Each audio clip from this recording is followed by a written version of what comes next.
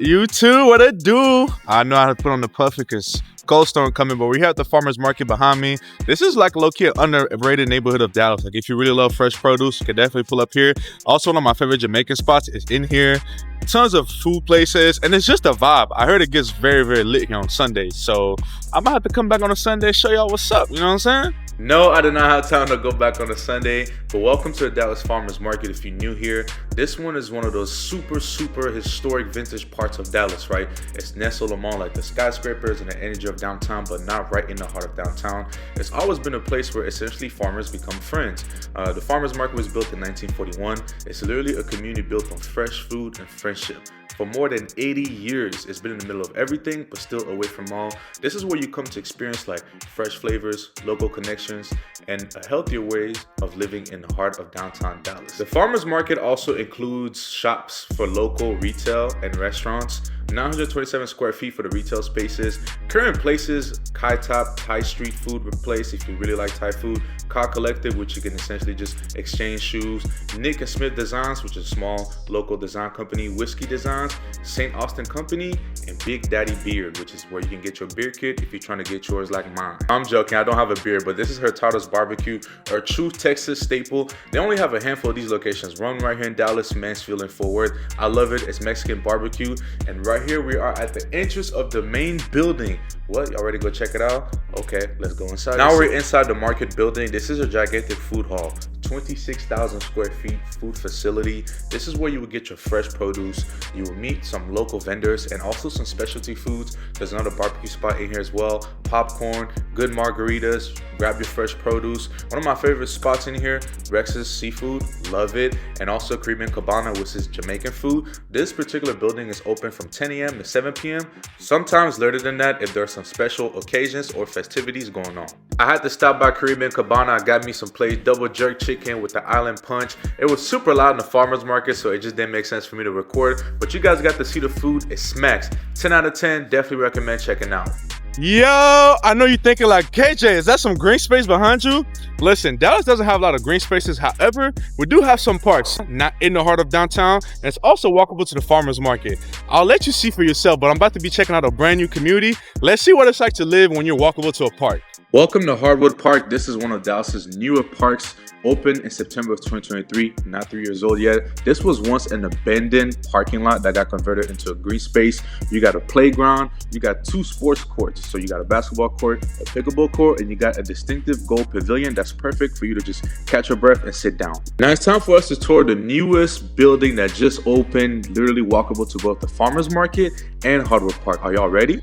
And that property, my friends, is called the Park on Jackson. And today, we're actually going to be checking it out. So I'm going to take you guys along for the ride. Let's see. He said he was going to be here at 1:30 and it's 2:27, y'all. I cannot make this up.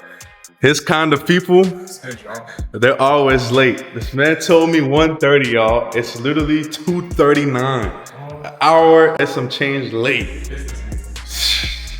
BPT. I'm here in the lobby, right? As y'all can see, really spacious. Tons of great lighting in here. They also are going to have concierge. So what other mid-rise you know has concierge? So this is a real concrete build. You get some of those high-rise features like having 24/7 concierge and security here. 3 elevators, which is pretty cool. You don't have to wait on someone else coming with the elevator, and also do like they have some lighting in the hallway. So it's downtown Dallas, but it's definitely giving like elevated mid-rise, but you still get those high-rise features. It's the lobby chat, you know what I'm saying? So this is kind of where you're gonna be entering.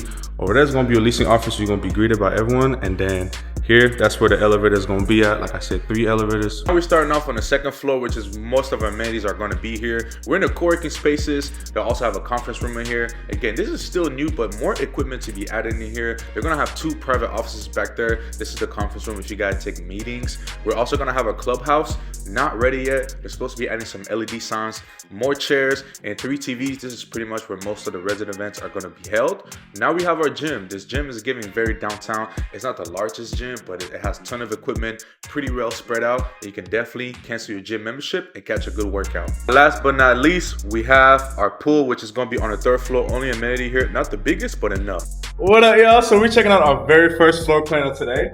Beautiful park view. This one's gonna be over 1,000 square feet. I'm gonna make sure to put down the name of the floor plan and exactly tell you how much it's on the market for, because I can't think of it off the top of my head, but I'm gonna give you guys a full walkthrough. I can't wait to hear your thoughts on this. So enjoy the first unit. Welcome to the Revival floor plan. We're checking out unit 206 specifically on the second floor. It is over 1,100 square feet, 1,156 to be exact. In this one, you get tons of windows for natural lighting. Your primary bathroom comes with a double vanity sink, plenty more storage space. You do have the shub, shower and tub combo. The tub is a soak-in tub, large walk-in closet. So this is perfect for someone who either has a large dining room table that they want to get rid of. Maybe you work from home but don't want to have your desk in your bedroom. This is perfect for that. You can literally have it in your living room, and then you also have a private balcony and you're overlooking Hardwood Park. What do you guys think of this floor plan? We're on a scale of 1 to 10. In the South Loft floor plan, this one is 667 square feet. I'm not gonna lie to you, it has an interesting wall right here, which I think adds to the design to it. But especially being on the taller side, like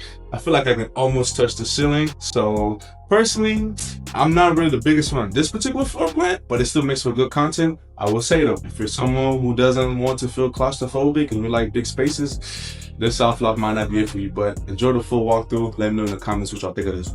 Unit 221, this is the Franklin Soft Loft floor plan, 667 square feet, 1785. I will say it does feel a little tiny, but I'm also a taller man. So maybe if you're someone who doesn't need a whole lot of space, maybe you're used to 400 square feet studios in New York, this could be perfect for you. The closet is not a walk-in, but you still get one sink and you also have a stand-up shower. This was still my least favorite floor plan. What do you guys think of this one? Rated 1 through 10. So about the hallways, one thing that's noteworthy, on the second floor, y'all, I'm 6'5", I can literally touch these. So the units on the second floor, the hallway here is definitely gonna feel like it's a little bit shorter compared to the rest of it, but a lot of the spacious units are here on the second floor. We are actually in a 2-bed model. It actually comes with a half bath in here. This is probably one of my favorite floor plans. I like it. Let's just see what y'all think of this full walkthrough. I'm gonna rank the floor plans when I'm done with the video, but this is unit number 3, 2-bed model. Let's see. Unit 418 on the 4th floor, 2-bed, 2.5 bath. This is your 2-bed model on the market at $35.27, 1,130 square feet, about the same size as the very first 1-bed that we saw. So you guys see how the space is used different. This is the secondary suite. It's actually going to have double vanity with a stand-up shower, large walk-in closet, which has been very common in all the units. You still get a big window in here for some natural lighting. This is one of the units that faces the back side of the building, so you don't have the park view. You're looking at some buildings in downtown, not the most pretty view, but still enough for natural lighting. And your primary, the biggest difference, you get the shub, shower and tub combo. You guys know the lingo by now. The half bath is perfect because you and your roommate, you got guests, don't have to worry about nobody using either one of your bathrooms. Well, we started at the park, we might end at the park. So now we make our way into the 1-bed model on the 5th floor.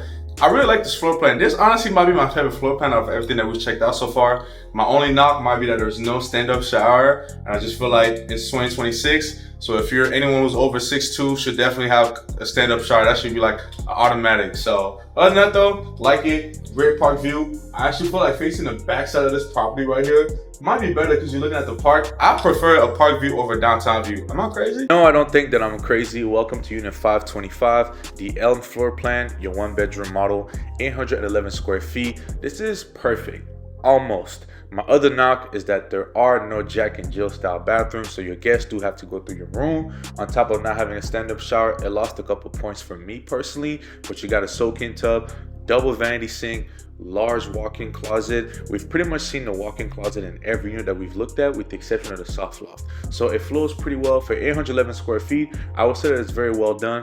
2535 might sound like it's a little steep, but when you factor in your moving specials, you definitely get a great deal. And when you want to have some fresh air, you can step outside to your balcony, private, and it has a screen door. Enjoy this view of the park.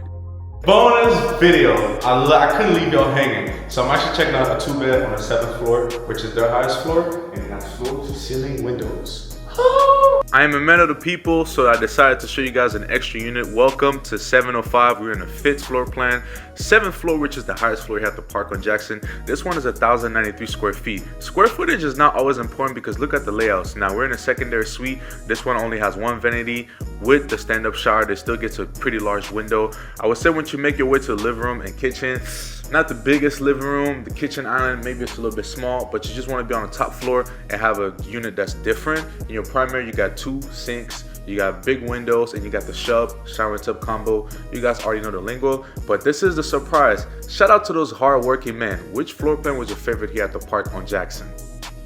Now that we're done touring, let's talk some fees. On top of your base rent, you have $61 in additional fees, valet, trash, amenity, and pest control. Garage parking is normally $125. However, the first 30 residents get it for $50 for the entire lease term. Utilities, water, submeter, electricity, pick your own electric provider. Application fee, $75 for anyone over the age of 18. $250 admin fee, non-refundable. Your deposit is $250 or $350, depending if you get a 1 or 2 bed. But of course, if you get approved with condition, it could be as high as 1 month's rent. Parking, underground parking garage, 2nd through 5th for residents, 1st and 6th for guests. First floor parking garage is also shared with Dallas Morning News, so don't park there or you'll get towed. Now that you guys have gotten a chance to see this entire building, what is your overall thoughts? Do we like the park on Jackson? Do we love it? Do we hate it? I personally think because it's a new build and the exact location, it's honestly a steal. If you enjoyed this video, please drop a comment, subscribe. Until then, see you guys next time. Peace!